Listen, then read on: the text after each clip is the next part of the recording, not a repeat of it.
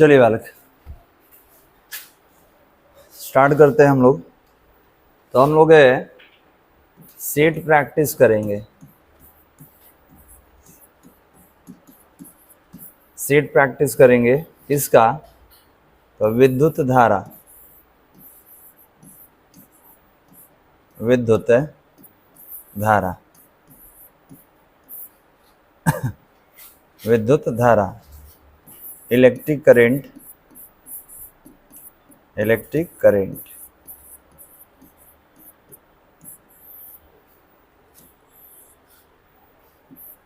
चलिए हेडिंग दे दीजिए। इसका क्वेश्चन करने वाले हैं।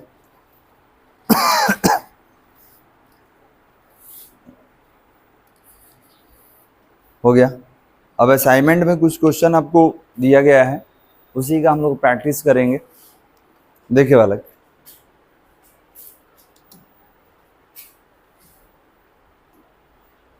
चलिए ध्यान देंगे। क्वेश्चन नंबर 1 से स्टार्ट करते हैं। विद्युत धारा है आपका, यूनिट नंबर 2 है, ये हमारा प्रैक्टिस 1 है। धातु का ताप बढ़ने पर उसका प्रतिरोध बढ़ता है, क्योंकि आपको शायद हमने बताया था कि धातु एक अपवाद में है, धातु को छोड़कर बाकी सबका प्रतिरोध घटता है। ठीक है, मिश्र धातु पर कोई प्रभाव नहीं आता है। ठीक है, उसके बाद एक आपका सुपर कंडक्टर था अति चालक, उसके प्रतिरोध पे कोई अंतर नहीं आता है। लेकिन धातु जो है, इसका अगर टेम्परेचर आप बढ़ाइएगा तो इसमें प्रतिरोध बढ़ जाता है। इसका रीजन क्या है? तो आपको बताया गया था कि इनके बीच टक्करों का संख्या बढ़ जाता है। तो टक्करों का संख्या बढ़ने का मतलब ये है कि रिलैक्सेशन टाइम का कम हो जाना। तो रिलैक्सेशन टाइम का कम होना मतलब श्रांति काल का कम हो जाना। क्योंकि पहले क्या होता था, जब आप ताप नहीं दिए थे कि दो इलेक्ट्रॉन जैसे ये टकराया तो 1 सेकंड में टकराया, एक अगले सेकंड में गैप हुआ, फिर अगले सेकंड में आगे आया। तो देखिए टकराने और फिर दो लगातार टक्कर के बीच 2 सेकंड का गैप हुआ। जैसे टक्कर हुआ तो 1 सेकंड पीछे जाने में, 1 सेकंड आगे आने में, तो 2 लगातार टक्करों के बीच गैप कितना हुआ? 2 सेकंड। लेकिन जब आप उसको तापमान दे दिए, जब टेम्परेचर दे दिए, तो ताप देने का मतलब एनर्जी दे देना। तो अब क्या होगा कि ये लगातार टक्कर होगा। तो जो 2 टाइम का गैप आ रहा था 2 सेकंड का, वो गैप खत्म हो गया। तो अगर आपसे पूछा जाए इसमें, इस क्वेश्चन में, कि धातु का ताप बढ़ने पर उसका प्रतिरोध बढ़ता है, क्यों बढ़ता है? तो याद रखेंगे इसका ऑप्शन 1 होगा, ऑप्शन नंबर 1 होगा कि श्रांति काल कम हो जाता है। श्रांति काल को रिलैक्सेशन टाइम कहते हैं। और ये भी आप कह सकते हैं कि सर धातु के अंदर टक्करों की संख्या बढ़ जाता है, नंबर ऑफ कॉलिजन बढ़ जाता है, और रिलैक्सेशन टाइम, ठीक है, मतलब उनके बीच जो 2 टक्कर के बीच गैप है वो गैप कम हो जाता है। तो option number 1 is the right answer. Clear है बालक? आप मेंशन करते चलेंगे, 1 2 3 करके ऐसे मेंशन करते चलेंगे। ठीक है, चलिए नेक्स्ट। क्वेश्चन नंबर 2 क्या कह रहा है? विद्युत वाहक बल का बीमा है। आपको बीमीय सूत्र हमने पढ़ाया था, शायद आपको याद होगा। विद्युत वाहक बल का बीमीय सूत्र है, तो बता सकते हैं कौन सा होगा बीमीय सूत्र? कौन होगा? तो याद रखेंगे 3 नंबर होगा, ml² T inverse 3 A inverse 1। याद है? क्या हो गया? नहीं, कोई भी बल कैसे हो जाएगा? कोई भी बल नहीं होगा। विद्युत वाहक बल क्या होता है? तो इलेक्ट्रॉन को गति कराने वाला बल था। याद कीजिए, विद्युत वाहक बल हम लोग निकाले थे। विद्युत वाहक बल के लिए आपका बीमीय सूत्र क्या था? ml² T inverse 3। ठीक है, ये एक तरह का वोल्टेज होता है। तो वोल्टेज निकाल लीजिए, V क्या था? तो V क्या था? तो आपको मालूम है कि F/Q था। अब निकाल के देख लीजिए, इसका क्या होता है?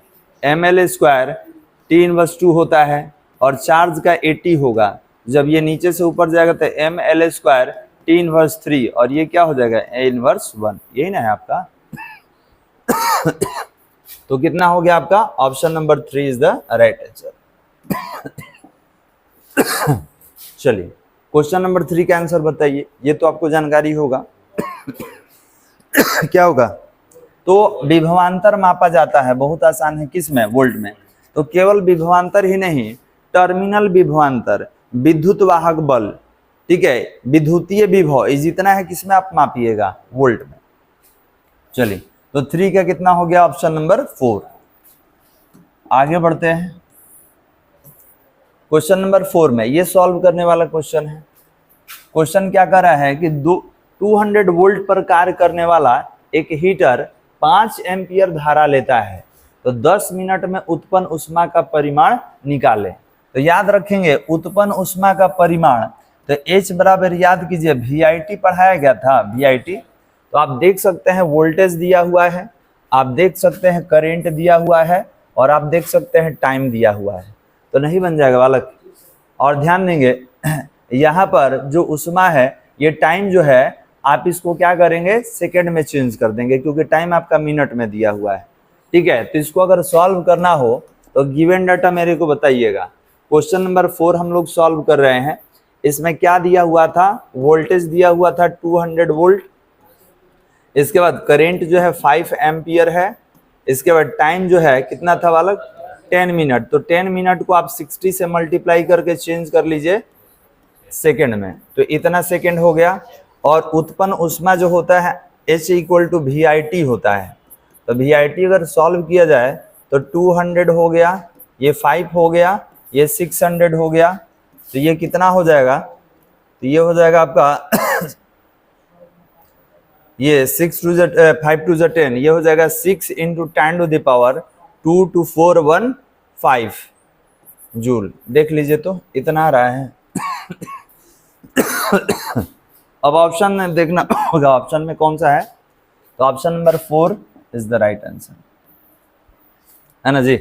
चलिए तो आप इसको सॉल्व कर लीजिए, तो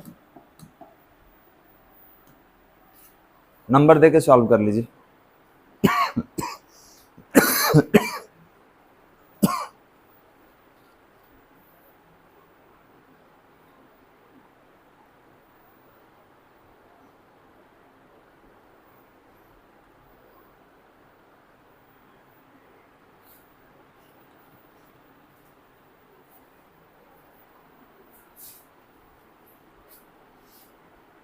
हो गया, चलिए नेक्स्ट आगे बढ़ते हैं। क्वेश्चन नंबर 5, क्वेश्चन नंबर 5, ये क्वेश्चन आपके एग्जाम में आया हुआ क्वेश्चन है।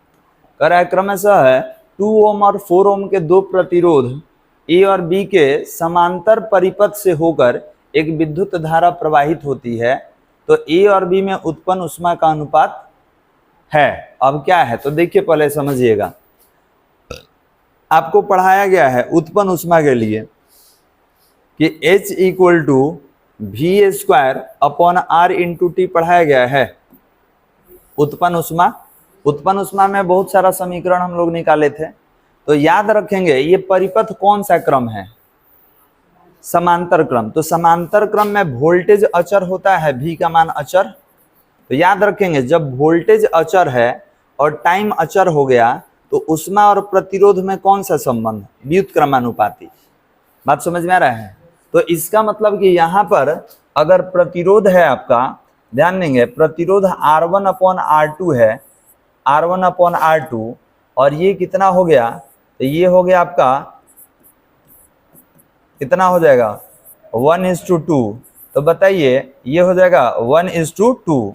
तो ये R1/R2 है। अगर हमसे ऊष्मा पूछा है कि ऊष्मा का अनुपात बताइए, तो ये क्या होगा H1/H2 होगा, और दोनों में उल्टा संबंध है। तो बताइए ये किसके बराबर होगा, तो ये R2/R1 के बराबर होगा। और ये देख लीजिए 2/1, इसको 2:1 लिख सकते हैं। तो कहाँ है, ऑप्शन नंबर 3। क्वेश्चन समझ में आया है कि समांतर परिपथ होने के कारण ऊष्मा में और प्रतिरोध में कौन सा संबंध, व्युत्क्रमानुपाती का। क्योंकि अगर ये वोल्टेज और टाइम को अचर कर दीजिएगा तो दोनों में व्युत्क्रमानुपाती का संबंध। तो यहाँ पे पहले आप प्रतिरोध का अनुपात निकालिए, तो 1:2 है, तो ऊष्मा उल्टा होता है, इसका उल्टा होगा। तो अगर H1/H2 होगा तब प्रतिरोध में R2/R1 होगा, और इसका वैल्यू 2 है, इसका वैल्यू 1 है, तो 2:1। तो ये हमारा ऊष्मा का अनुपात हो जाएगा। समझ में आ रहा है। तो ऊष्मा का अनुपात कितना हो गया आपका, तो ऊष्मा का अनुपात हो गया 2:1। कोई दिक्कत, ऑप्शन नंबर कितना 3 हो गया बालक। चलिए नेक्स्ट,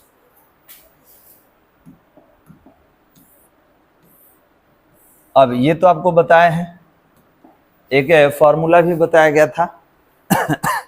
क्या कह रहा है कि कार्बन प्रतिरोधक के सतह पर, ये सतह होगा, सतह पर क्रमशः लाल, काला, ऑरेंज तथा सिल्वर रंग चिन्हित है, तो कार्बन प्रतिरोधक का प्रतिरोध होगा। तो देखिए आपको याद है काला के लिए अंक में 2 देखे थे हम लोग, ठीक है, लाल के लिए 2 था, काला के लिए 0 था, ऑरेंज के लिए 10 के पावर 3 था और सिल्वर के लिए ±10%। तो खोजिए कहाँ है, पहला ही तो दिख रहा है जी। याद है आपको कार्बन प्रतिरोधक का कलर कोड निकालने के लिए एक फॉर्मूला भी हमने बताया था और निकालने का तरीका भी, ठीक है। याद रखिएगा, लाल को और काला को अंक में देखेंगे, ऑरेंज को गुणक में देखेंगे और सिल्वर को कहाँ देखेंगे, लास्ट वाला में, याद है टॉलरेंस में, सहन सीमा में देखेंगे। तो कोई दिक्कत, कितना हो गया 6 का 1। आगे बढ़ाया जाए बालक, समझ में आ रहा है। चलिए नेक्स्ट 7 नंबर बालक, यही तो आज ही बताए हैं, तो आप ही बना दीजिए, आज ही हुआ है ना जी। आप ही बता दीजिए कितना आएगा। क्या क्वेश्चन कर रहा है, क्वेश्चन कर रहा है एक तार का प्रतिरोध R है, यदि उस तार की लंबाई को खींचकर 3 गुना कर दिया जाए तो नए तथा पुराने प्रतिरोध का अनुपात। तो देखिए ना, ध्यान देंगे बालक, हमने बोला कि तार जो है उसको कितना गुना खींचा गया है, तो 3 गुना खींचा गया है, तो n का वैल्यू 3 हो गया। तो आपने बोला कि सर पहले जो प्रतिरोध था वो R था, और जब 3 गुना खींच दिया गया तो आपको R2 का वैल्यू बताना है, R2 का वैल्यू बताना है। तो आपको याद कीजिए नया प्रतिरोध निकालने का तरीका, तो नया प्रतिरोध का नाम आप R2 लिए हैं, तो R2 बराबर क्या होगा, n² इंटू पुराना प्रतिरोध। तो R2 का वैल्यू n², तो 3 है ना, तो 3 का स्क्वायर कर लीजिए, और R1 का वैल्यू R है, तो कितना हो गया, R2 का वैल्यू कितना हो गया, 9R आ गया, 9R। अब आपसे अनुपात पूछा है, किसका, नए का और पुराने का। तो बताइए नया का नाम R2 है और पुराना का नाम R1 है। R2 का वैल्यू कितना है, 9R, और पुराना का वैल्यू कितना है, R। R से R कट गया, 9/1 मतलब 9:1। कहाँ है इसमें, option number 3 is the right answer. कोई दिक्कत बालक, ये आज ही आपको बताया गया, ठीक है। इस पे बहुत सारा क्वेश्चन हम लोग सॉल्व करने वाले हैं अभी आगे। फिर से क्वेश्चन कह रहा है कि तार को कितना खींचा गया, तो 3 गुना खींचा गया, तो n का वैल्यू 3, पहले तार का प्रतिरोध R था और जब 3 गुना खींच दिया गया तब आपसे पूछा गया है। तो R2 बराबर क्या होगा, n² इंटू R1, तो n का वैल्यू 3 ले लिए, 3 का स्क्वायर, R1 का वैल्यू देख लीजिए R है, तो ये 3 का स्क्वायर 9R हो गया। ये नया प्रतिरोध हो गया, कब, जब तार को आप 3 गुना खींच दिए हैं तब। तो आपसे देखिए पहले नया और बाद में पुराना प्रतिरोध का अनुपात, तो नया वाला ऊपर पुराना वाला नीचे, 9R/R कैंसिल हो गया 9:1, हटा दिया जाए। चलिए नेक्स्ट वाला देख लीजिएगा, सारा इसमें आ रहा है ना, कट नहीं रहा है, ठीक।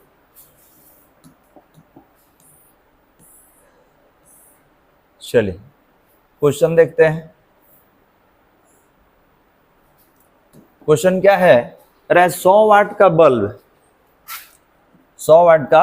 10 घंटा प्रयोग में लाया जाता है, तो कुल यूनिट की संख्या, कुल यूनिट, तो याद होगा आपको बताया था कि यूनिट को किलोवाट घंटा कहा जाता है। तो बहुत आसान है बालक, देखिए आपसे क्या पूछ रहा है, कुल यूनिट की संख्या, यही ना बालक। तो ये बताइए ऊर्जा ना पूछ रहा है, तो आपको याद होगा कि E = P × T पढ़ाए थे आपको, याद है। तब P पावर है, तो देख लीजिए आपका 100 वाट का बल्ब है, ठीक है, और कितना समय तक चलता है, तो 10 घंटा। तो ये कितना हो गया, 1000, और ये देख लीजिए ये वाट है और ये घंटा है, तो 1000 वाट को 1 किलोवाट घंटा लिख सकते हैं। ये 3 को 0 हटेगा तो किलो हो गया, और 1 किलोवाट घंटा को 1 यूनिट कहा जाता है, आपको पढ़ाया था हमने। चलिए इसमें कहाँ है, option number 2 is the right, ठीक है। कौन सा फॉर्मूला यूज किए हैं, तो E = P इंटू टी, इसी पर तो बना है। हो गया, आगे बढ़ जाए। चल,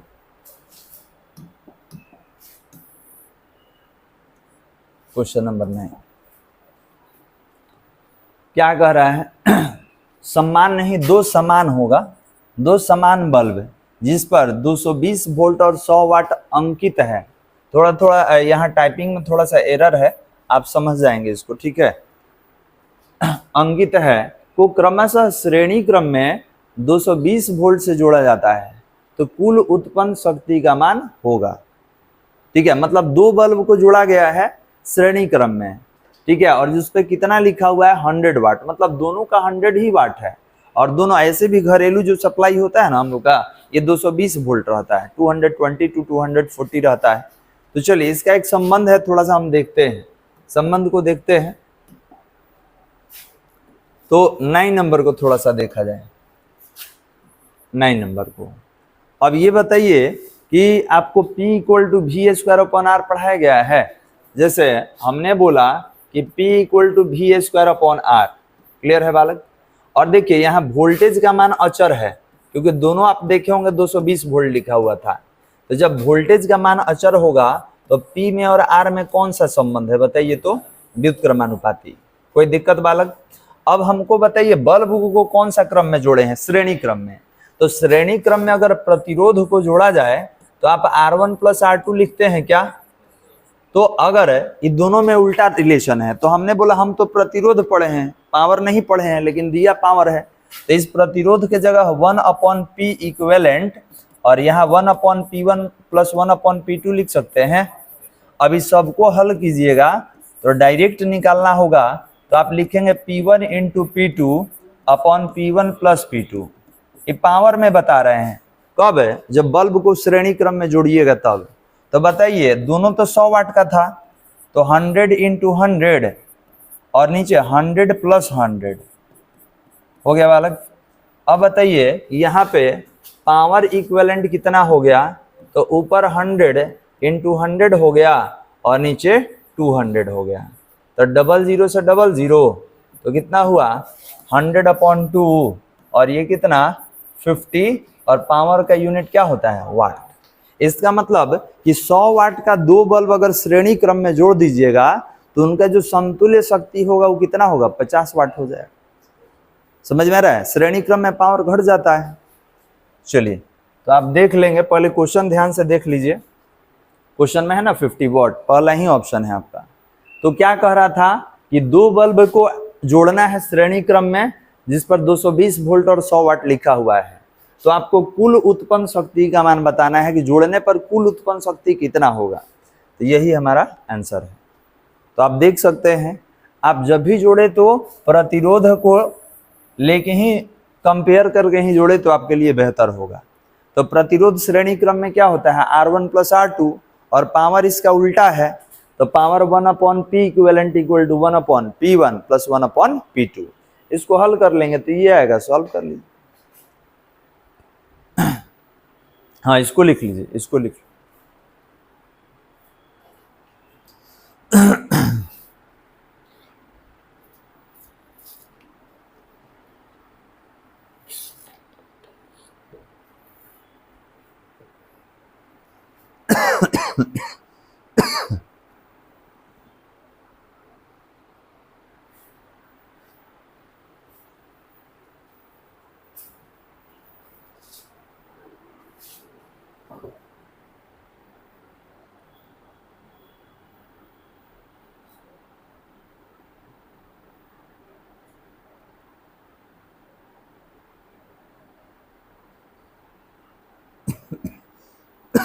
हो गया बालक।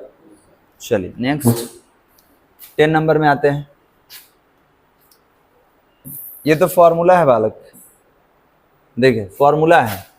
कह रहा है किसका फॉर्मूला? तो कह रहा है कि विद्युत धारा घनत्व J और अनुगमन वेग Vd। तो याद कीजिए आपको बताया गया था कि J equal to Na into Vd, याद है फॉर्मूला में। ये धारा घनत्व है और ये अनुगमन वेग, तो ये हमारा सही आंसर है। चलिए आगे बढ़ा दिया जाए। 11 नंबर क्वेश्चन में आते हैं। क्वेश्चन नंबर 11 देखिए, क्वेश्चन क्या कर रहा है कि ओम का नियम लागू नहीं होता है। तो आपको बताया गया था कि ओम का नियम अचालक पे भी नहीं लगेगा, वो केवल चालक पे लगता है, अर्धचालक पे भी नहीं लगेगा, आर्क लैंप पे भी नहीं लगेगा। तो याद रखेंगे पूर्वोत्तर सभी के लिए, मतलब ये जितना लिखा हुआ है किसी में ओम का नियम काम नहीं करेगा, वो ओमीय चालक में काम करता है। जो ओम के नियम का पालन करेगा उसी में केवल काम करेगा। तो बताइए 11 का ऑप्शन कितना हुआ? Option number 4 is the right answer. कोई दिक्कत बालक? चलिए आगे बढ़ते हैं।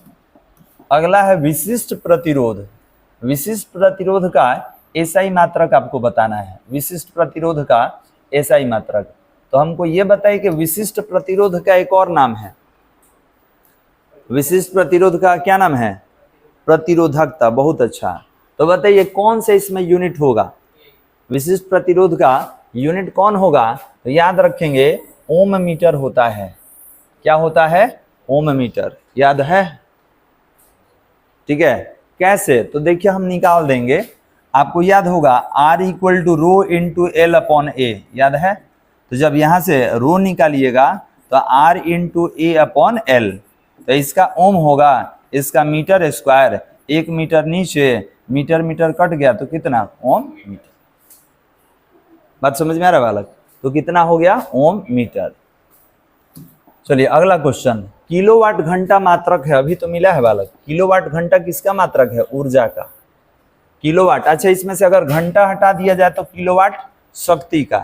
केवल वाट पे आगे रुक जाए तो शक्ति, और वाट के बाद जैसे कोई टाइम वाला आ गया, किलोवाट घंटा आ गया, मिनट आ गया, सेकंड, केवल टाइम आ गया तो समझिए किसका है? ऊर्जा का। कोई दिक्कत बालक? तो याद रखेंगे किलोवाट घंटा किसका मात्रक है? ऊर्जा का। यही सब क्वेश्चन आपके एग्जाम में पूछा जाएगा। फिर अगला क्वेश्चन 14 नंबर में विद्युत परिपथ की शक्ति होती है। अभी तो हम लोग लिखे थे कि P equal to V square upon R, पीछे मिला था ना अभी, तो ये होता है। तो option number 3 is the right answer. कोई दिक्कत? चलिए इसको आगे बढ़ाते हैं। 15 नंबर क्वेश्चन देखिए। 15 नंबर क्वेश्चन में क्या है कि निम्न में अदिश राशि है। तो याद रखेंगे यही तो है, ये भी अदिश राशि है। धारा घनत्व है, याद रखेंगे धारा घनत्व करेंट डेंसिटी सदिश राशि है। J equal to I upon A था, वो भी। तो ये होगा वाला अदिश राशि कौन है? विद्युत धारा। याद रहेगा इस सदिश है, धारा घनत्व सदिश है, अनुगमन वेग वो भी सदिश है। तो अदिश कौन हो गया? विद्युत धारा। चलिए आगे बढ़ते हैं। 16 नंबर क्या कह रहा है? कह रहा है कि धारा घनत्व की एसआई मात्रक है। तो धारा घनत्व current density J equal to क्या होता है? I अपॉन ए होता है। तो बताइए इसका एम्पियर होगा और इसका मीटर स्क्वायर। तो क्या हो गया? एम्पियर प्रति मीटर स्क्वायर। अब खोजिए इसमें कहाँ दिख रहा है? एम्पियर प्रति metre square. Option number 2 is the right answer. यही है ना बालक? क्लियर है यहाँ तक? चलिए और आगे बढ़ते हैं। ये देखिए सेकेंड इनवर्स 1 है, थोड़ा सुधार लेना होगा विकल्प वगैरह। हटा इसको, आगे बढ़ाएं। कह रहा है कूलम्ब। देखिए कूलम्ब प्रति सेकंड, या कूलम्ब सेकेंड इनवर्स 1 को निम्न में क्या कहा जाता है? तो एम्पियर कहा जाता है। याद कीजिए आपको पढ़ाया गया था, हम लोग क्या पढ़े थे? तो आपने बोला कि sir Q equal to I T होता है। तो I equal to Q upon T होगा, Q अपॉन टी। तो चार्ज का कूलम्ब और टाइम का सेकेंड, तो कूलम्ब प्रति सेकेंड या कूलम्ब सेकेंड इनवर्स 1 को क्या बोलते हैं? एम्पियर बोलते हैं। एम्पियर। क्या बोलिएगा? एम्पियर। कोई दिक्कत बालक यहाँ तक? चलो अब आगे बढ़ते हैं। आगे क्वेश्चन में देखा जाए, आगे क्वेश्चन में क्या कह रहा है कि गतिशीलता का एसआई मात्रक है। गतिशीलता। तो बताइए गतिशीलता क्या है बालक? तो आपको याद होगा mu equal to V D upon E. याद है? याद है कि नहीं जी? अच्छा ठीक है भाई, थोड़ा सा निकाल दे हम भी। डी तो नहीं होगा हमको लग रहा है। देखिए तो इसका क्या होगा? मीटर प्रति सेकेंड। इसका क्या होगा? न्यूटन प्रति कूलम्ब। क्लियर है बालक? न्यूटन प्रति कूलम्ब। तो हमने बोला था कि आप इसको चेंज कर लीजिए। चेंज कैसे करेंगे? चेंज करने का तरीका क्या है? तो आप इसको मीटर से मल्टीप्लाई और मीटर से डिवाइड कर दीजिए। ठीक है, तो याद रखेंगे मीटर से अगर मल्टीप्लाई कर दीजिएगा तो न्यूटन मीटर, देखिए मीटर से मल्टीप्लाई और मीटर से डिवाइड, तो ये हो गया m/s, और न्यूटन मीटर को जूल कहा जाता है और नीचे कूलम्ब इनटू मीटर। अब जूल पर कूलम्ब को वोल्ट बोलेंगे, तो m/s और जूल पर कूलम्ब को वोल्ट बोलेंगे और नीचे भी m हो गया। अब इसको सीधा कर लीजिए, m/s और v नहीं होगा, हाँ इसको सीधा करना पड़ेगा नहीं, तो m/s और ये चला जाएगा ऊपर, ये होगा m/v, तो ये हो जाएगा m² v inverse 1 s inverse 1। अब खोज लीजिए इसमें कहाँ है, पहला ही है जी, ये निकाल लेंगे। देखिए ज्यादा कभी कंफ्यूजन हो ना तो ऑप्शन से नहीं चल के हम लोग निकाल लेंगे। हाँ फॉर्मूला आपको याद होना चाहिए, फॉर्मूला याद रहेगा तभी आप निकाल पाइए। देख लीजिए, कोई दिक्कत है तो बोलिए, लग रहा है कि पढ़े हुए जानते हैं। किसको? जैसे आप निकालना चाहते हैं निकालिए, ठीक है, बहुत सारा तरीके, तो दो मेथड से आपको बताएं, ठीक है, आप जो मेथड से चाहें आप इसको भी तोड़ के निकाल सकते हैं, ठीक है, लेकिन ये थोड़ा सा इजी रहता है। चलिए नेक्स्ट, कौन नहीं हुआ? 90 नहीं हुआ, चलिए 90 नहीं हुआ तो 19 को करते हैं। कह रहा धारा घनत्व का विमीय सूत्र है, तो बताइए धारा घनत्व J = I/A होता है, तो करेंट का क्या होता है बताइए? करेंट का A होगा और एरिया का मीटर विमीय सूत्र है ना, एरिया का L² होगा, तो अब सब में तो मास दिख रहा है, तो M 0 हो जाएगा, L इनवर्स 2 हो जाएगा और A हो जाएगा। अब खोजिए कहाँ दिख रहा है,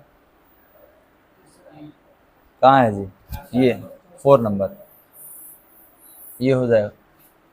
मास का जरूरत नहीं था, लेकिन अगर ऑप्शन में दिया हुआ है तो m का पावर 0 मतलब वैल्यू 1 हो जाता है, 1 को आप इसमें मल्टीप्लाई करेंगे तो यही रहेगा।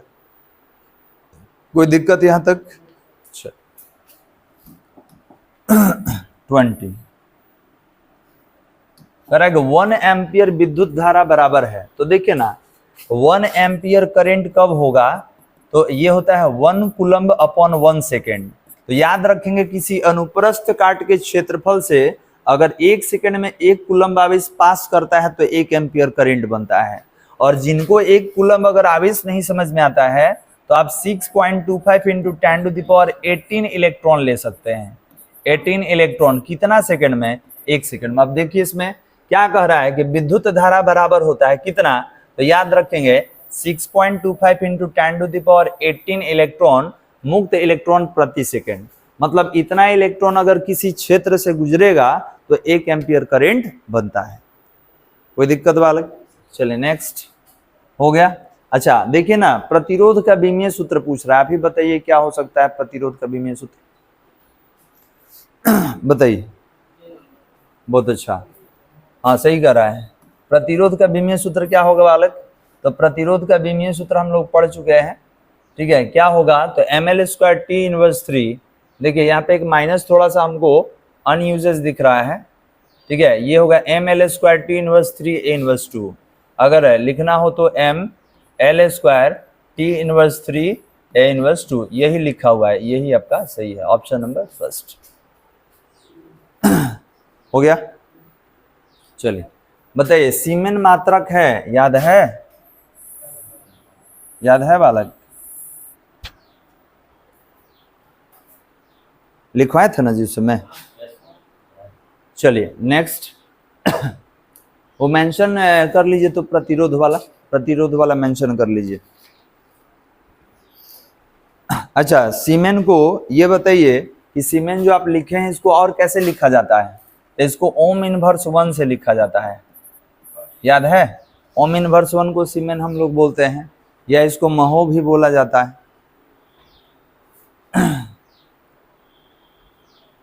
केवल ये मेंशन करना है। चलिए आगे बढ़ा दें। चलिए 23 बालक, ये भी आपको याद होगा, सेल का आंतरिक प्रतिरोध निर्भर करता है, तो इस पे भी निर्भर करेगा, इस पे भी निर्भर करेगा, इस पे भी करेगा, सब पे करेगा, तो option number 4 is the right answer. ये होगा, सभी पर निर्भर करता है। आपको पढ़ाया था हमने, अलग अलग फैक्टर लिखवाया था।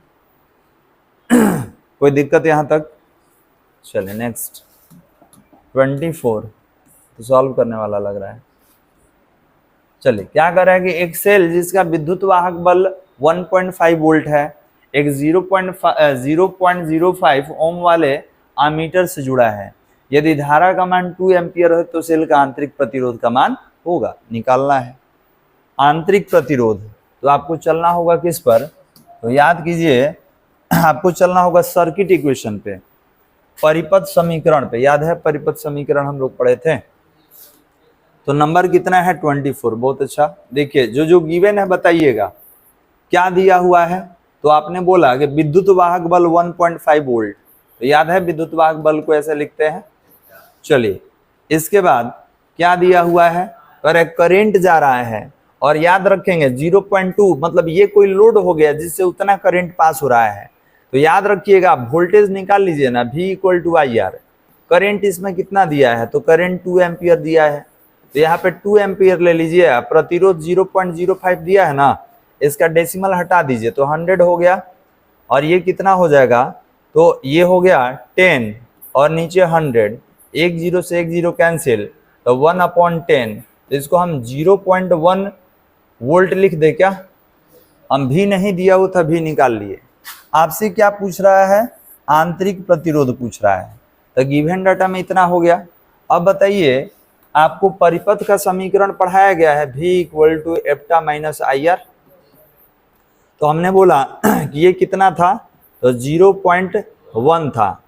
ये कितना था? 1.5 माइनस ये 2 था और R निकालना है, इसको इधर लाइए।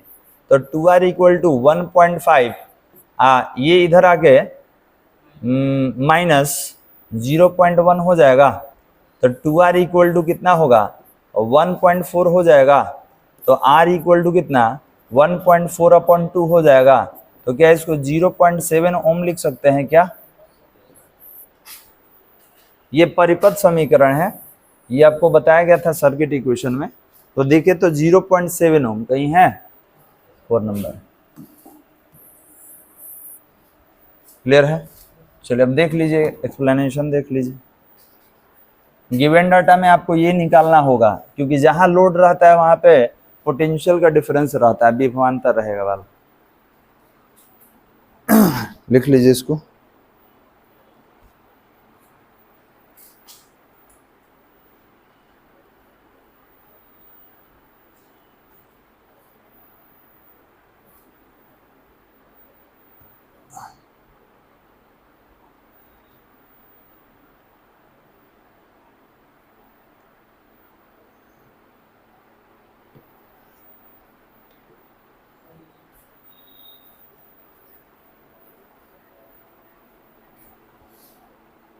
चलिए हटा दे वाले, बना सकते हैं आप इसको, चेंज करें कि ये क्वेश्चन पे आ जाए, बन जाएगा ना?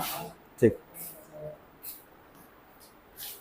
चलिए तो ये हो गया वाला का आपका 0.7 ओम। चलिए नेक्स्ट आगे बढ़ जाते हैं।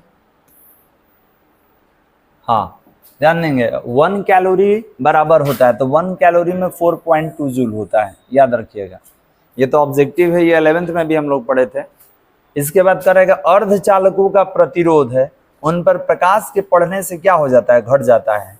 याद रखिएगा अर्धचालक का अगर ताप बढ़ा देते हैं तो उसका प्रतिरोध कम हो जाता है, क्योंकि याद रखिएगा 0 केल्विन पर कुचालक और कमरे के ताप पर ये क्या होते हैं? चालक। तो अगर अर्धचालक पर प्रकाश आ रहा है तो प्रकाश ऊर्जा का स्रोत होता है। प्रकाश क्या है? ऊर्जा है। तो जब आप एनर्जी दीजिएगा तो क्या होगा? इसका प्रतिरोध कम हो जाता है। तो क्या हो गया? प्रतिरोध है, उन पर प्रकाश के पड़ने से क्या हो जाता है? प्रतिरोध घट जाता है। चलिए और क्वेश्चन नंबर 27, ये लास्ट है क्या? हाँ लास्ट है, इसके बाद और नहीं ना है? नहीं। चलिए क्वेश्चन नंबर 27 क्या कह रहा है कि समान प्रतिरोध वाले इन प्रतिरोधों को पहले श्रेणी क्रम में और फिर समांतर क्रम में जोड़ा जाता है। तो श्रेणी क्रम के कुल प्रतिरोधों तथा समांतर क्रम के कुल प्रतिरोधों का अनुपात क्या होगा? तो देखा जाए, पहले आप क्या करेंगे, ध्यान देंगे, ये 27 क्वेश्चन है ना, 27 नंबर। तो ध्यान देंगे ये टोटल प्रतिरोध किस क्रम में है? श्रेणी क्रम में। तो श्रेणी क्रम में अगर n प्रतिरोध होगा तो टोटल प्रतिरोध है nr, या तो आप सबको जोड़ दीजिए या मल्टीप्लाई कर दीजिए। और अगर प्रतिरोध समांतर क्रम में है, अगर प्रतिरोध आपका समांतर क्रम में है तो याद कीजिए कि ये कितना आया था, ये आया था आपका R/N। क्यों देख लीजिए, बता दे रहे हैं थोड़ा सा। 1/R प्लस 1/R कीजिएगा ना, लास्ट में N/R होगा। तो जब लास्ट में हम लोग फ्लिप करते हैं, उल्टा करते हैं, तो ये R ऊपर चला जाएगा और N नीचे आ जाएगा। ये बताए थे कहाँ पर, जब सेल को जोड़ने का तरीका आपको सिखा रहे थे। तो ये कितना होगा, ये R/N हो जाएगा। अब आपसे क्या क्या पूछा है, किसका अनुपात, तो कह रहा है कि पहले श्रेणी क्रम उसके बाद समांतर क्रम। तो देखिए इसको हल कर लेते हैं। तो ये श्रेणी क्रम हो गया, ये श्रेणी क्रम वाला हो गया, और ये समांतर क्रम हो गया। तो बताइए इसका कितना है NR, और इसका कितना है R/N। इसके अपॉन में 1 दे के 4 स्टेप में कन्वर्ट कर लीजिए। तो कितना हो गया NR/1, और ये N/R। तो R से R कट गया, कैंसिल हो गया, तो क्या हो गया N²। हो गया बालक। अब देखिए ऑप्शन में है, option number 2 is the right answer, ना दीजिए।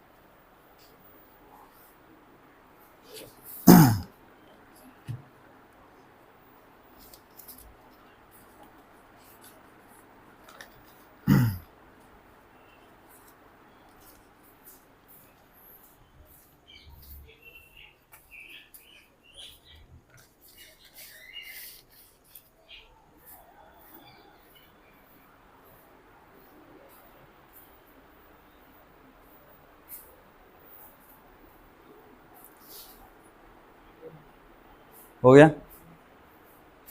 अब इसमें बताना हो कौन सा सही होगा, तो option number 2 is the right answer. चलिए तो बस यहीं पे आज का क्लास समाप्त करते हैं, बाकी अगले क्लास में।